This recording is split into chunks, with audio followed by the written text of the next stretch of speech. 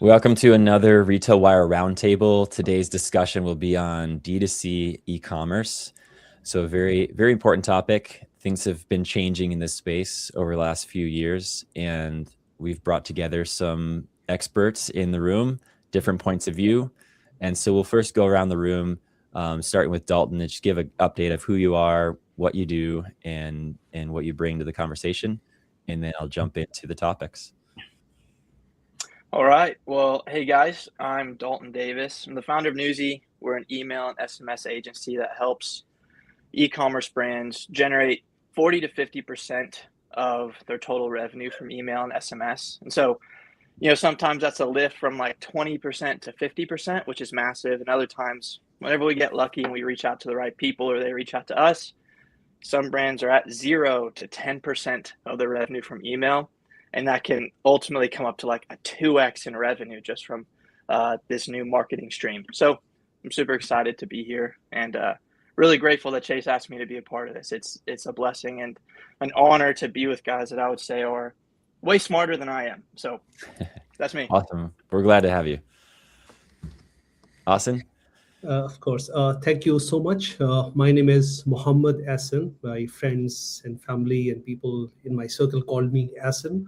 I started my journey from a European fashion brand called S. Oliver about more than 15 years ago. Then I got the opportunity to work for Adidas Group in Southeast Asia.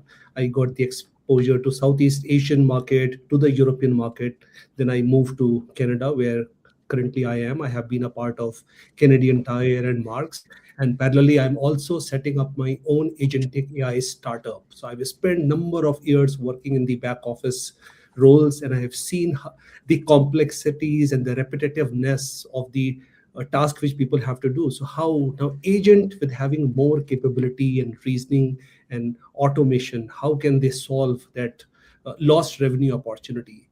And I'm like so thrilled and excited to be with each one of you here to share my thoughts. And thanks to Chase for this opportunity.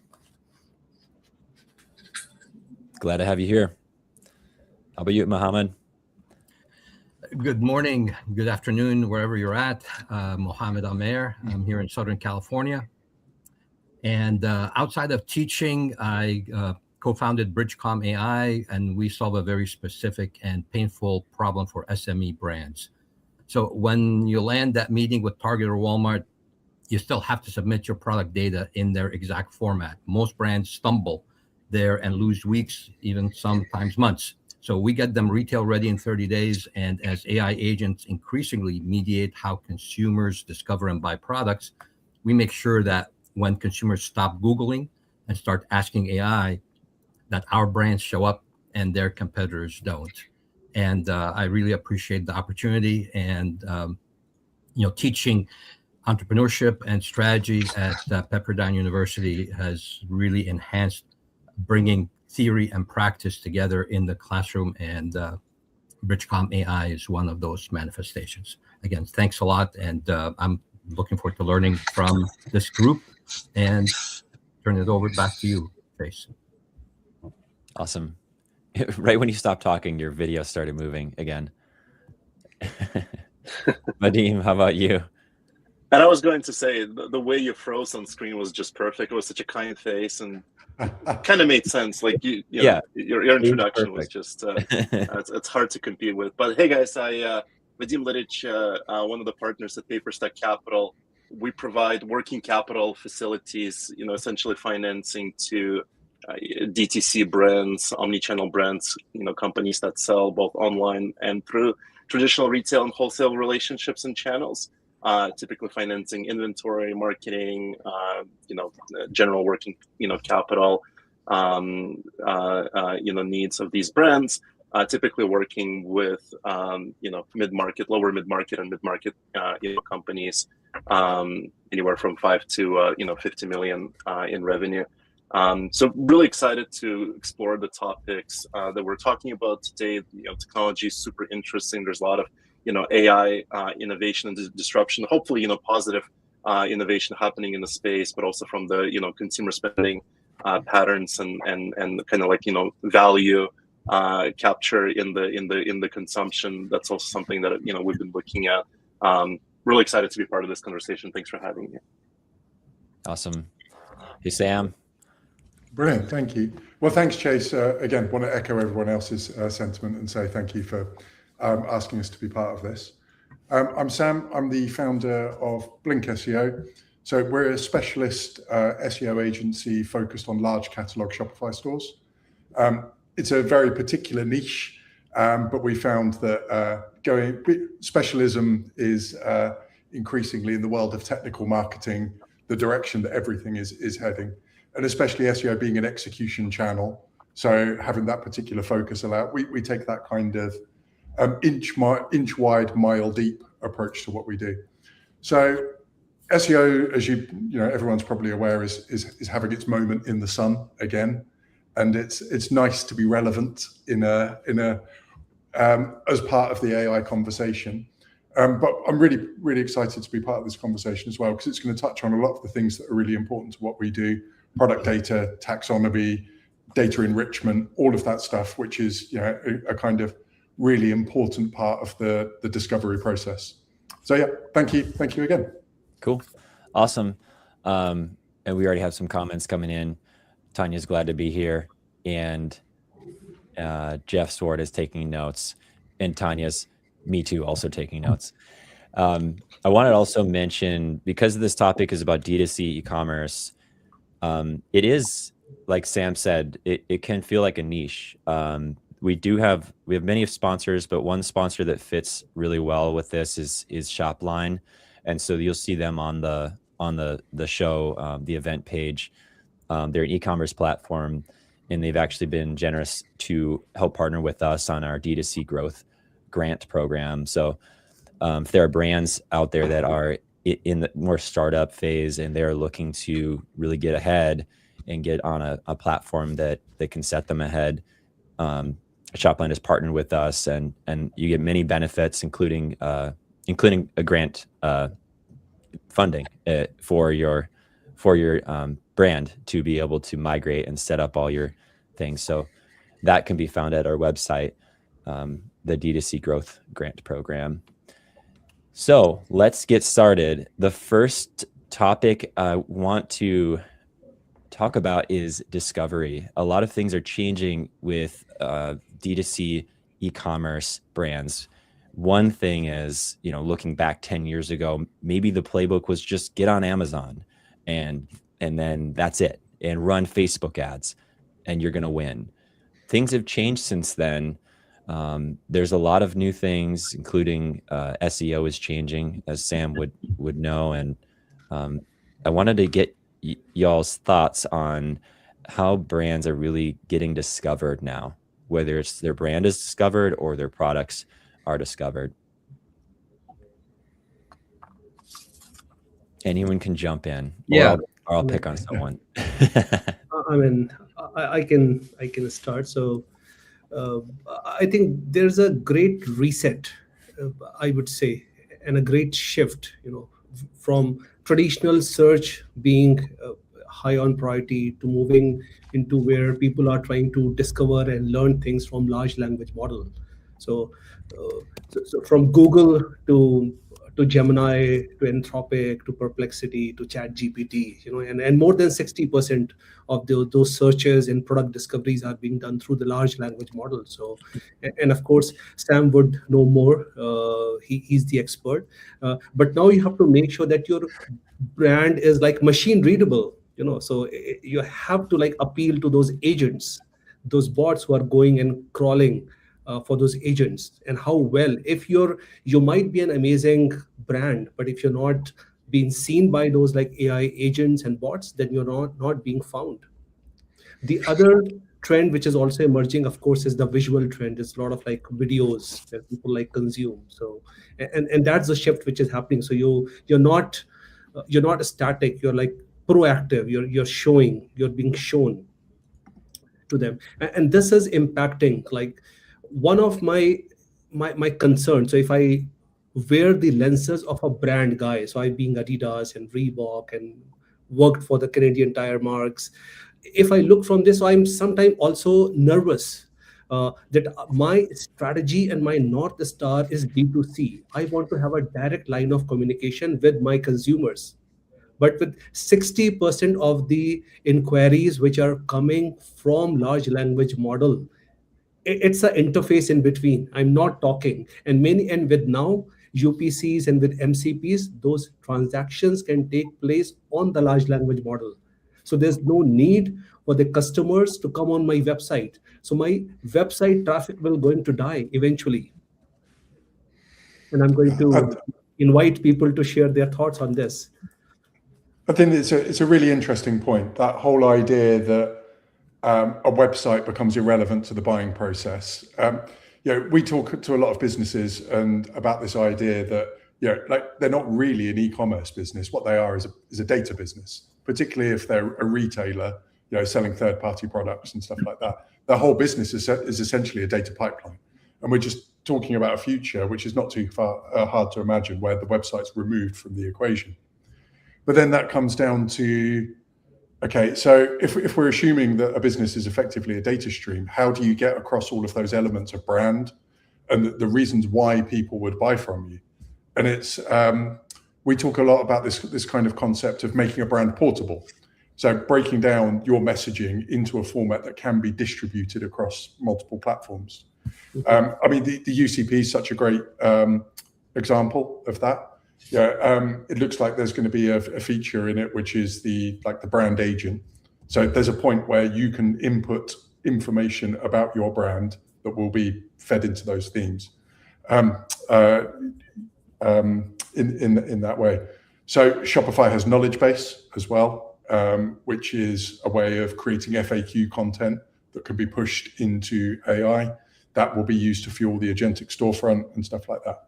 So all of this comes back to that idea of a data stream and breaking down what's important about your brand into some kind of machine readable format.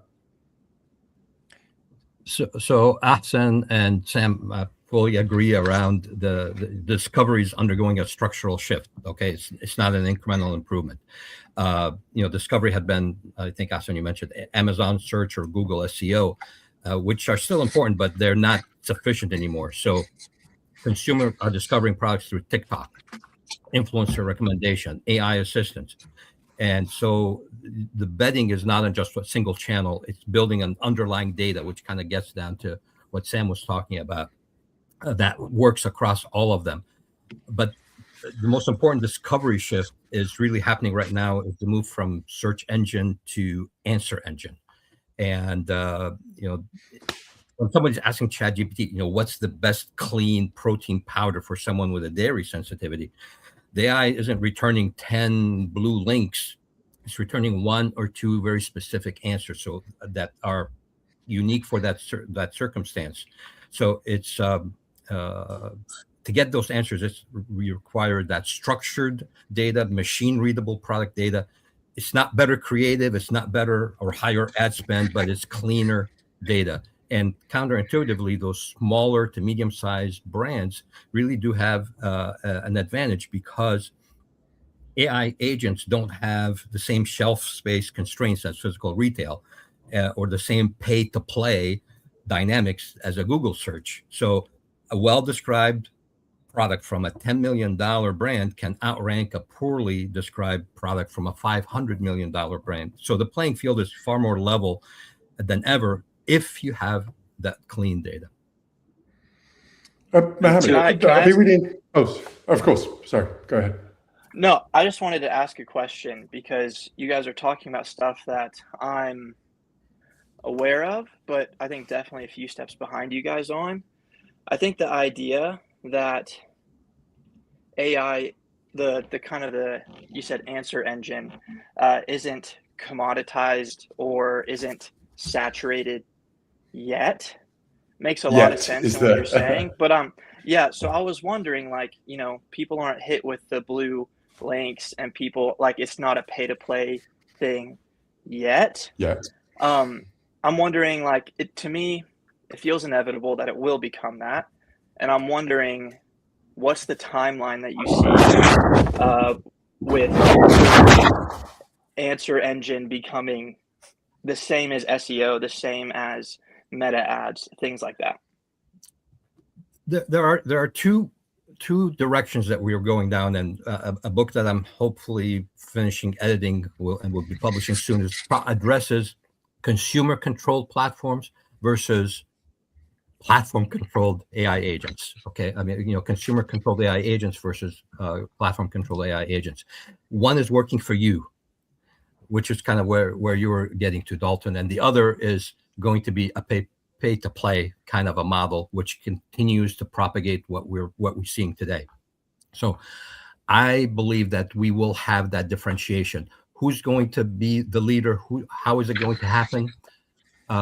You're going to have to read the book. But the idea is that those are two real potentials out there that are very viable, and that's how I see it. I absolutely agree what Mohammed just said, and I'm also very intrigued and fascinated with the velocity of changes that is happening. Like every month, there's a massive new addition to AI and machine learning. So we had last year we have MCP's model context protocol, which provides you the ability to connect your stores to different. It is more like an access. You have a warehouse and you give access. And now this year in NRF, I met Chase, and then the very same day Google announced the UCP, which is Universal Context Protocol, which also make all the transactions possible now. So I'm quite sure that the velocity in next by mid-year we'll see that we'll able to buy through those large language models and through social medias and able to do very smoothly.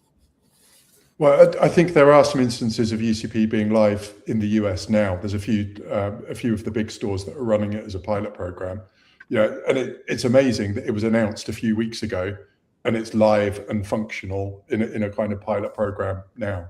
I think I often say that Q4 this year is going to be the first where all of this behavior is embedded, and it's going to be really interesting to see how that plays out. But I think there's going to be a bit of an arms race. Yeah, it's like Waymo's in pilot phase in California. Yeah. It's going to be an interesting time, that's for sure. Mm-hmm. Before we move to the second topic theme, I wanted to get Vadim's point of view, and even Dalton, you may not think you have something to share for this because this is more on the discovery side, but you do have a perspective. Vadim, when you think of how you support e-commerce brands, is anything crossing over to your line of work when it comes to the marketing or discovery of products?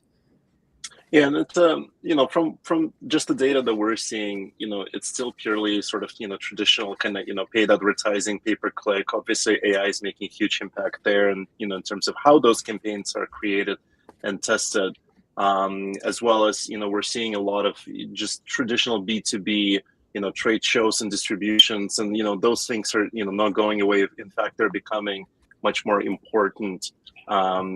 Relationship driven way to generate sales and distribution and awareness.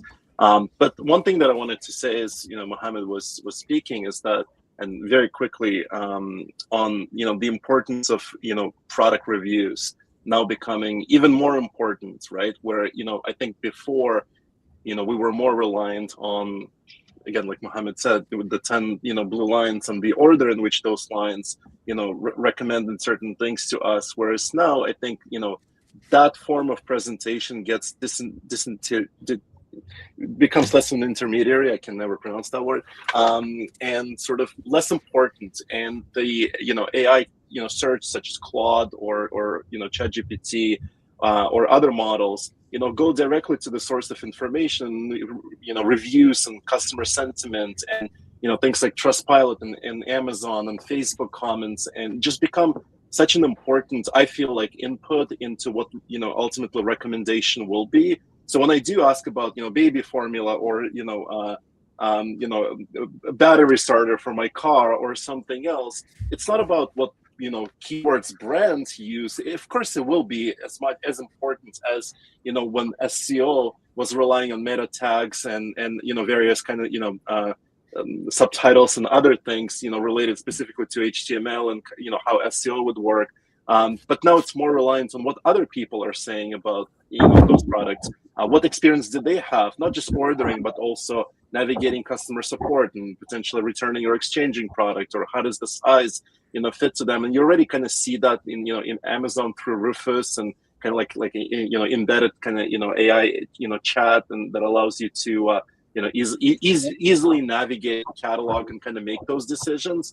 But I think that is becoming my go-to way for me to what do I want to get, and is this the right fit for me? And sort of in a lot of ways, if you're also using that as a co-pilot for things like personal health or fashion or education, that information then kind of gets intertwined with what you're looking, right? So if I am lactose intolerant and I'm looking for a certain product, it will remind me, hey, but for you specifically, this might be a better fit because of everything else that's going on in your life that will never show up in any SEO article or that specific to you. So so I think that's just something that I think brands should emphasize on, is maximizing the value of those reviews. Mm-hmm. On that note, the LLMs are designed to find multiple sources, right? And Mohammed, you would know from your PhD work, 10 sources is better than one source. Right. I think we got a little bit of noise, some kind of noise popping in. It's like an echo. But yeah, that the design of the AI agent or the LLMs is to go out and find multiple sources. So if all you had is your brand website and you don't have social media pages and reviews and people talking about you on Reddit, then who's going to get ranked in the AI results? It will be the brand who has more sources talking about them. And Chase, I would just kind of qualify that a little bit. You need to treat all of these as an ecosystem, a discovery ecosystem, and it's not just the multiplicity of it, but that same product needs to be consistently and completely described everywhere. So you can't have inconsistency across channels, because that erodes the trust. And increasingly, AI agents are cross-referencing those multiple sources before making that recommendation. So if your Amazon listing says one thing and your website says another and TikTok says something else, that inconsistency is going to cost you, and AI is going to say, hey, no, I can't recommend you. So I think that's a really interesting point, and it comes to something that I think is really important with this, and that's kind of like where you do the optimization. So this idea that everything needs to be consistent means that you have to look at everything at the earliest possible point, which is basically why product data becomes so important, because that's the central point that everything flows out from. And then that creates a whole bunch of interesting things, changes that I think we're going to see in this industry. Like now, the merchandising team, there's a direct line going from them to technical marketing. Like the merchandising people now have an influence on paid performance, because if they're not filling things out properly, the attribute data doesn't get, blah, blah, blah, blah, blah. So I think this is a big change that we're going to see kind of operationally with a lot of DTC businesses. Like, who owns this kind of like technical merchandising thing? Mm-hmm. We're a bit biased because we see that's like where we do a lot of work. But like increasingly we're moving away from a project that's managed by a marketing manager to something that sits next to merchandising, and that's that's a really interesting shift, I think. Of course, sorry, go ahead, Mohammed. Yeah, just the data, the DTC problem is disguised as a marketing problem, but it's really a data problem. That's really very good. Love it. Mm-hmm. And that's, I think that's why having, I wanted to have multiple voices in the room, because even with Dalton, I'm curious, you're on the direct messaging to customers, right? Whether it's abandoned carts or, just activating your customer list.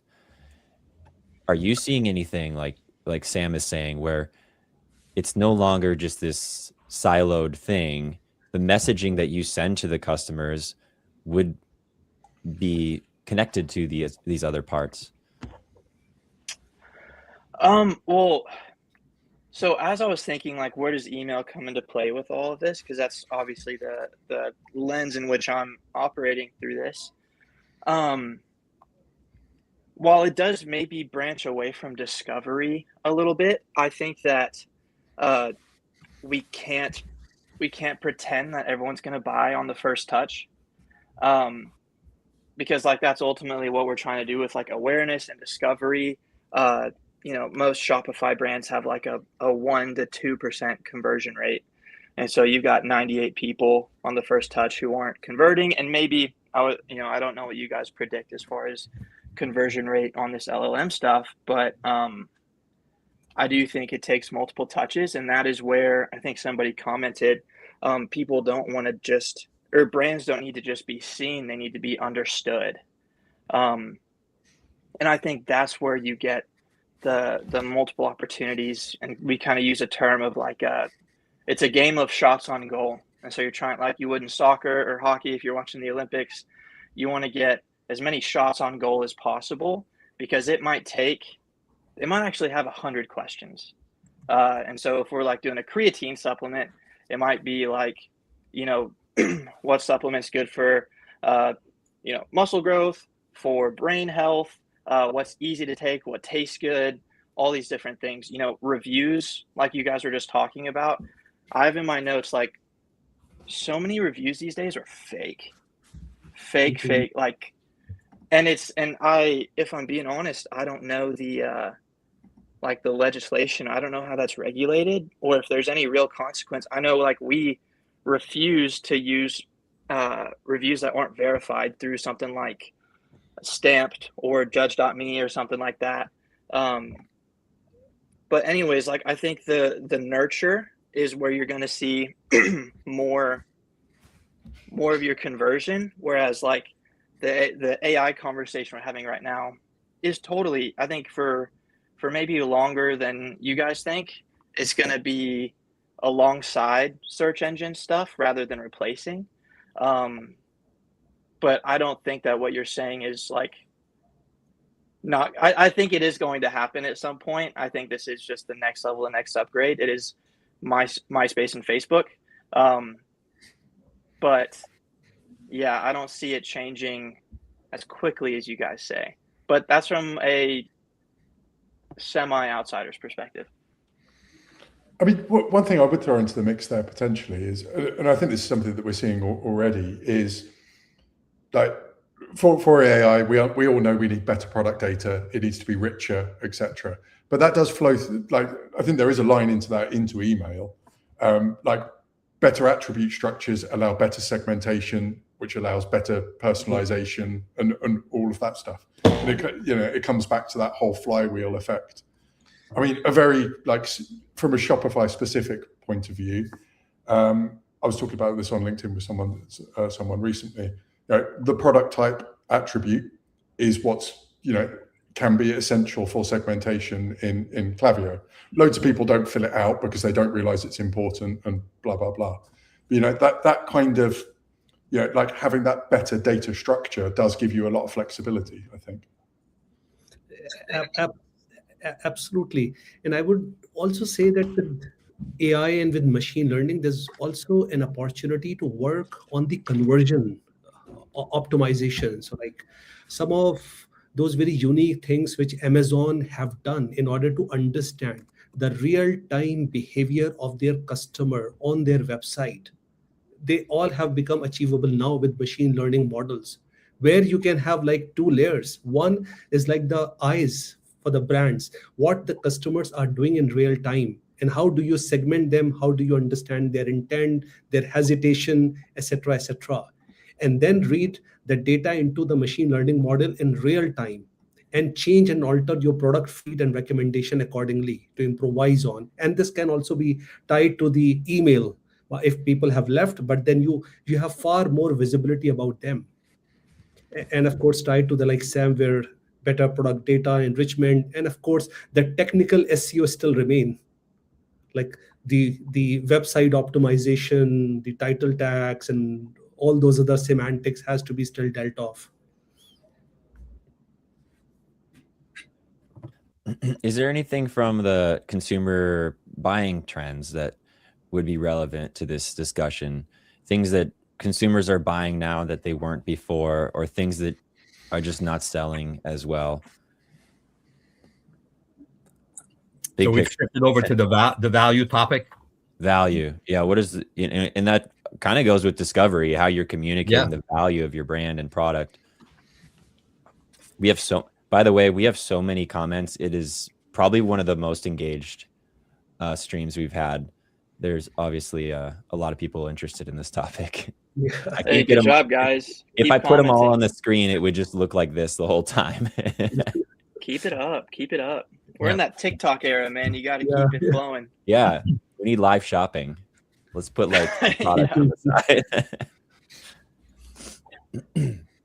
You know, Chase, from my perspective, I really come back to data, and because value is a perception game, and perception is built through consistency. If the product claims to be premium, but the product descriptions are incomplete, inconsistent, or poorly structured across the channels, then the data itself undermines that positioning. So consumers and increasingly AI agents would pick up on those signals, even if they can't articulate why they distrust that brand. So that's kind of how I look at value. You can't just be looking specifically at pricing anymore. The data becomes an important signal. And we talked a little bit about semantic attributes as also a new value signal. Yeah, I would say kind of more in my area of this, for example, subscription brands are taking like a larger percentage of the D2C space. And I would say also a lot of brands are like moving to the subscription model as it's being proven in very flashy ways with like AG1 and Groons and everyday dose and things like that. I would say your intro offer, that's really been like a big high leverage point. So whether it's something that's showing up in ChatGPT or Gemini or whatever, your intro offer is super high leverage. And so while it's not like innately a good thing, a lot of the brands that we're seeing are, even after a ton of testing, a ton of data, just a lot of reps, they are even okay like taking a loss on their intro offer that has like outsized value, because they know that they've tested, and that they know on average that a subscriber is going to stay for like 6, 7, 8 months. And once they're in, they've got their system dialed to make them profitable by month 2 or 3, and then they're good from there. And so like you guys were saying, the strategies like this come with a ton of testing. But if you're a brand like this, like just speaking to like, if there are brands like this or brands that are thinking of, stretching or dipping their toe in the subscription model, you have to dissect every part of your offer and test everything over time. And it is like a bit of work, but you're basically going to be able to follow the numbers and see how your ICP defines value. And that's really like the most important thing. So that's my take on that.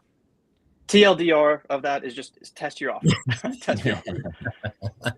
I like that you said the ideal customer, which you can define that by a lot of things, including lifetime value. That ideal customer is going to define what's valuable to them. And I would say with all those shift from search and demand signal and quiet luxury, the impact which is happening on a role of a merchandiser is also, in my true sense, the job is becoming harder now. Earlier, if you look at like a typical bigger brand, Nike, Adidas, Zara, etc., the cycles are like 18 months longer. You're working on a design cycle. Your open to buy is like very, very stagnant. But now I'm talking to my peers in the industry, and I'm seeing like they're shifting their open to buy. It's more like a hybrid model. There are certain sections that you are allocating it to the core product, and a certain amount that you're still holding it back, and you want to see what the trend might emerge. And the biggest impact that I've seen of like the agentic AI is happening on the allocation and the replenishment. And then that is to Muhammad's point, where agent has to become like so smart so that they know what's going on. For example, like there's an influencer that has collaborated with my e-com brand, and the trend, he posted something in LA, and it's going viral. And now I have to make sure that in those micro hubs, I have more availability of those products. So in real time, I have to move maybe from Portland to Seattle to somewhere near LA, so that I'm able to. So I should not be in a position where I'm like out of stock. Good. Actually, Vadim, I want to catch you on this topic. Speaking of inventory and stock, what are your takes on this? Well, I think just to come back to the kind of like a broader topic of value and where we are. I mean, I'm more of a finance person. I read headlines every day. I'm seeing a lot more positive headlines recently than say a year ago, right? I think we've dodged the recession. Consumer spending is going up. I'm buying more things and personally, and we're also seeing across most of our portfolio of lower mid-market brands, sales numbers are up. That wasn't necessarily a case 1-2 years ago, where everybody was sort of focused on profitability and maximizing profit per sale and per SKU, and now we're seeing growth is picking back up again. Portfolio companies launching new initiatives, diversifying. Across sales channels, they're making investments. They're not necessarily conserving cash anymore. And so that to me is quite interesting. I mean, we're definitely seeing, growth overall kicking in. I think we're seeing, a ton of opportunity in the premium, space. I know it's always been like a K-shaped economy where you got, very value conscious consumers, and then a little shallower kind of middle. And then again, a lot of spending actually driven by, luxury and premium, and, affluent consumers, buying luxury and premium products essentially, while also, mass market, for value and sort of, more cost conscious consumers, driving the economy there.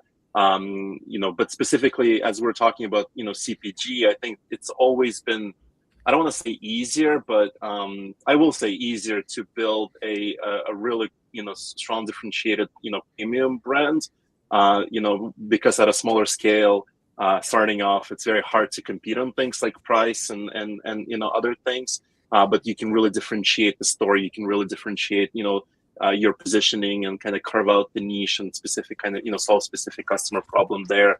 So from our perspective, I think we're seeing a lot of growth.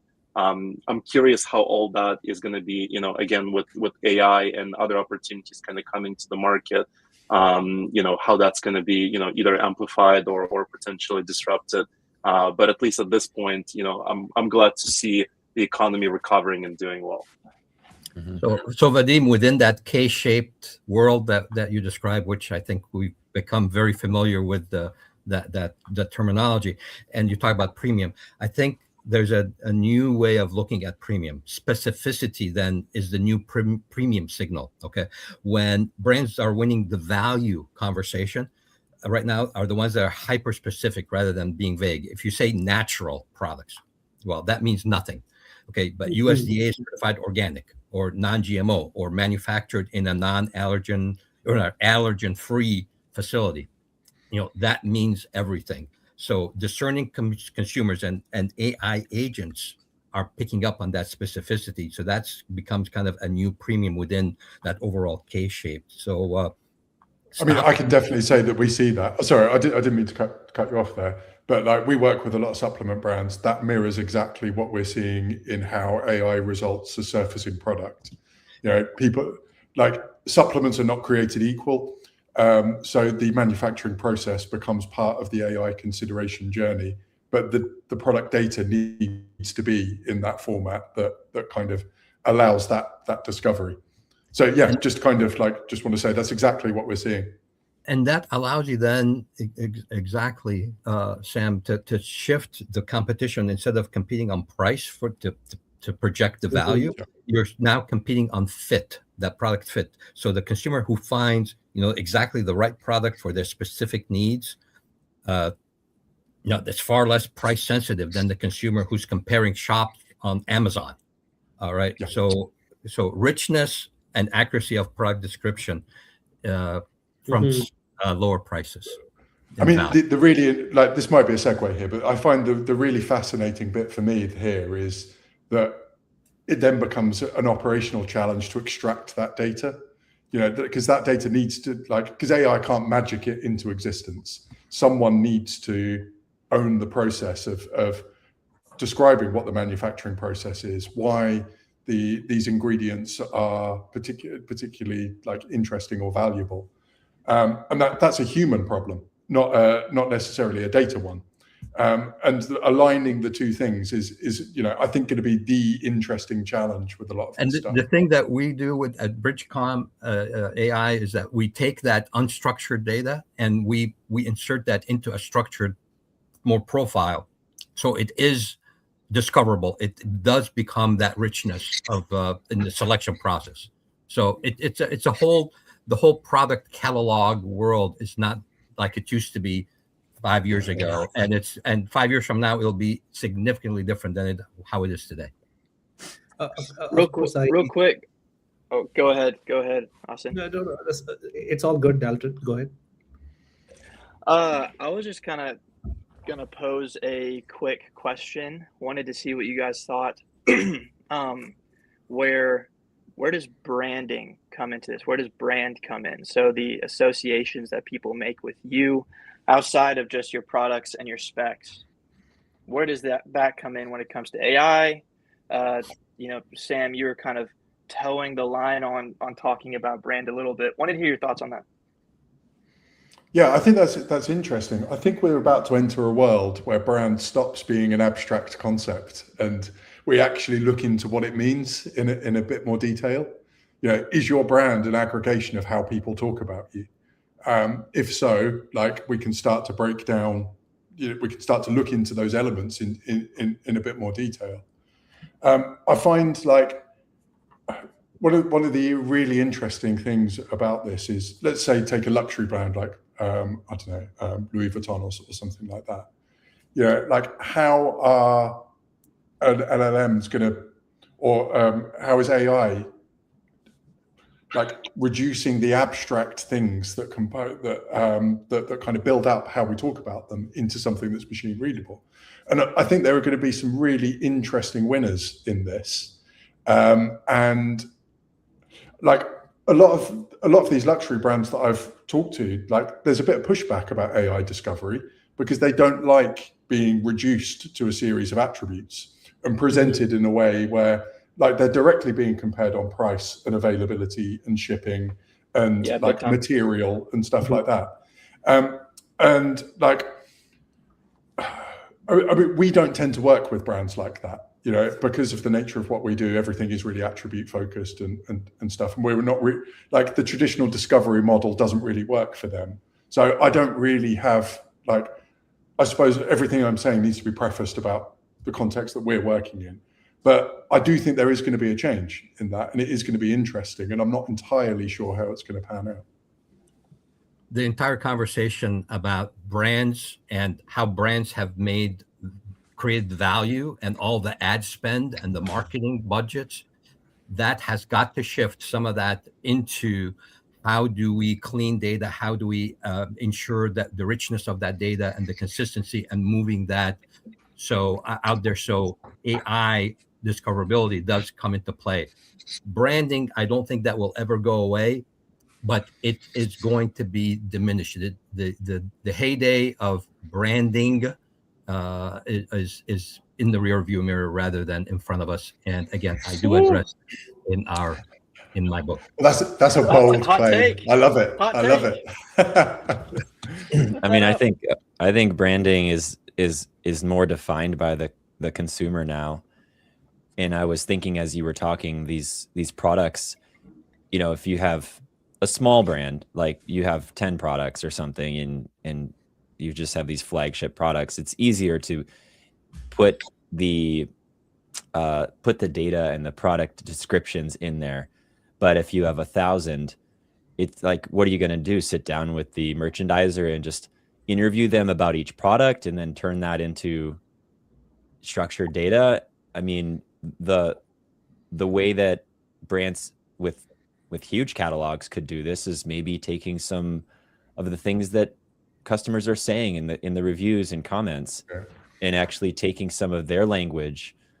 Because if you think from a branding point of view that you're going to tell the market what your product is and why it's good, you're missing out on how they will use it and how they recommend it to their friends.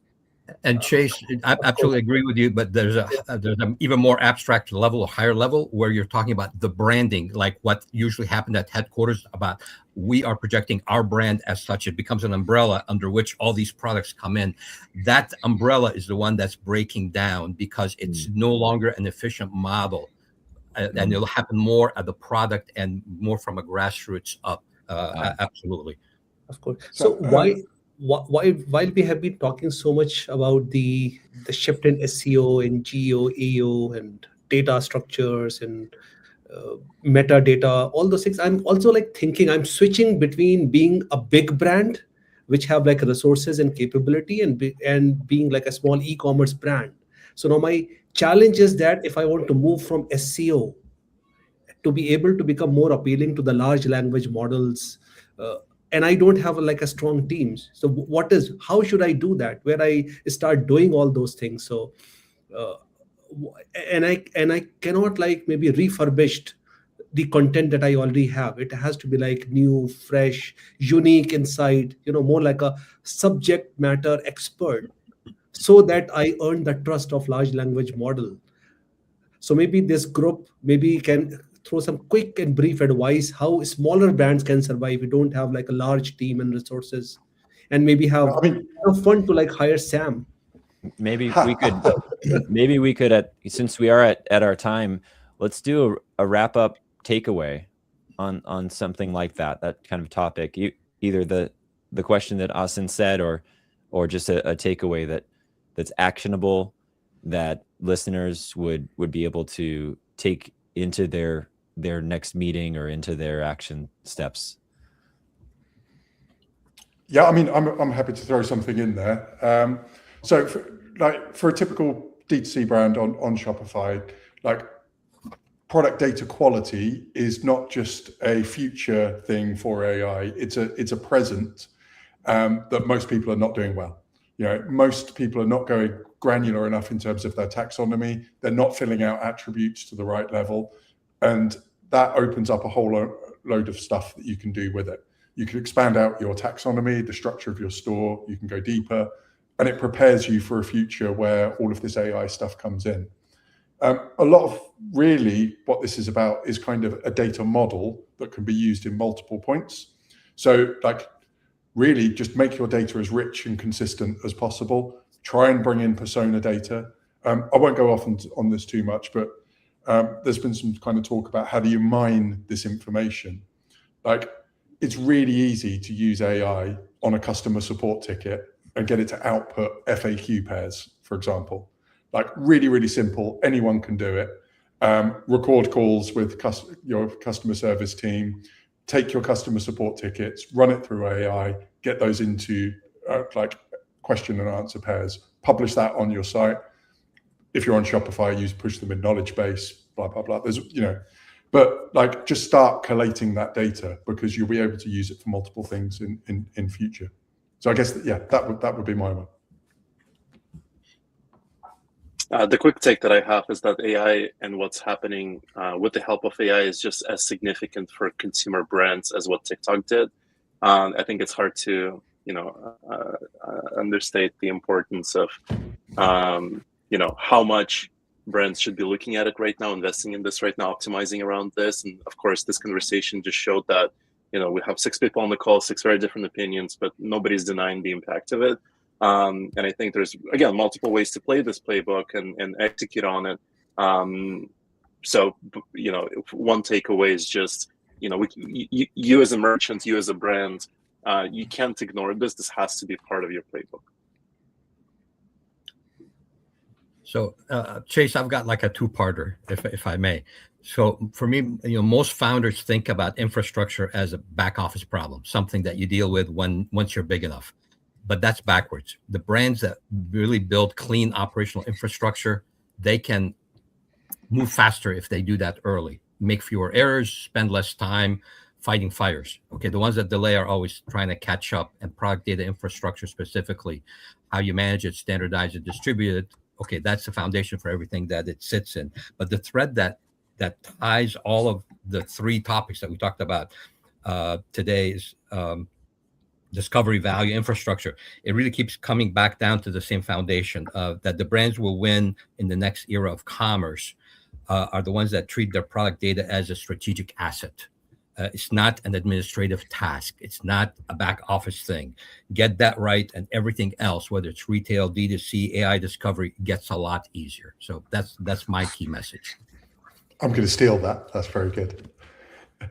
Of course. So, of course, like 2 points. I would say there have been some talk about AI bubble last year mid, and I don't believe in that. I feel AI is real, provided if you have a strong and a real use case. AI going to be there, and there has been massive advancement when it's come to agentic AI. And what I mean by agentic AI, ability to make role-specific agent. So now I have the ability to make a search engine optimization agent, which can do at least 30-40% of the jobs, which a human being can do. I can have an allocation agent that can understand, integrate into the ecosystem, and able to do all those things which a human agent can do. So I'm very, very bullish about it. And all those smaller e-commerce brand now can do all those things in a very affordable manner. So there's a good news. And we definitely help them at Bridgecom AI. Of course, yeah. Man, I just think my biggest takeaway has been one, like, pay more attention to AI, because I think out of all you guys, I'm looking at these LLM models and the answer engine. I really like the term answer engine, Mohammed. I think that was really good. I'm looking at that less than you guys are. And so my biggest takeaway for the brands that I'm working with is pay more attention to it, and and then, like, logging things into Shopify the correct way, like Sam was saying, and looking at the actual, I guess, data, whether that's studies on ingredients or, if you got an apparel brand, fabrics or materials that you're using in your products. Because I think someone promising in the comments said, can we get a summary for small brands that don't have resources? Like Asen said, a lot of the work's already been done for you. You've got to go find it, because there are studies and there is research, and then go and look at the reviews and see what customers are saying, getting value out of, and start plugging that language in. Because what they're saying is they're speaking from their heart about the impact your product had. And so if you're able to take that heart language and then plug it into your marketing, whether it's in AI or in meta ads or in your emails or on your website for SEO, those are the big things that are going to get you, more traffic, more eyes. And then rather than just an impression where it does appear in front of the screen, you're actually going to get people to lock in and resonate with what you're saying, get them to feel something, and get them to understand your brand. And so I think all of this was a great reminder for me of those things, as well as, hey man, pay attention to AI, pay attention to answer engine modeling and things like that. So this was extremely beneficial. I have a huge stack of notes, and I'm really grateful to have been a part of this. Yeah, I love all this that came out of it. It's amazing. I could say my takeaway was data. Like all the data, like whether it's like the data that helps you write your copy for the email, or whether it's the data that helps you get your product discovered by an LLM shopping agent. All of it starts with data. And if you don't have that, you're going to be missing out on this next era of commerce. Thank you all for being here, and we will see everyone on the next one. Thank you, Chase. You guys are amazing. Thank you. Thanks, everyone. Very nice to meet you all.